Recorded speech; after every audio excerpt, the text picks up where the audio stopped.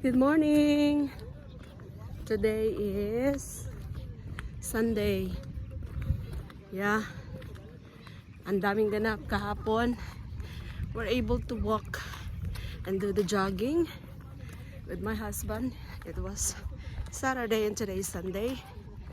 And we were very active and happy. Makukulit kami kahapon until we go home. And yun, ganun kabilis. Inatake si Papa ng high blood pressure. So nadala namin ng hospital.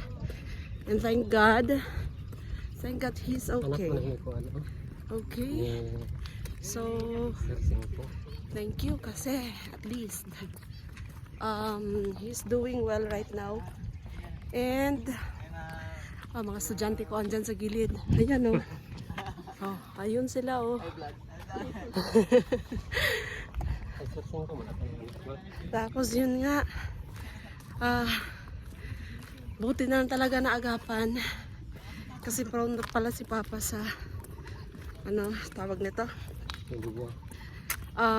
Hindi. Yung mag blood clot ba? Ma-paralyze ganun. But grateful. At least thank you Lord. Because he's doing well na ngayon. Bumababa na yung BP niya.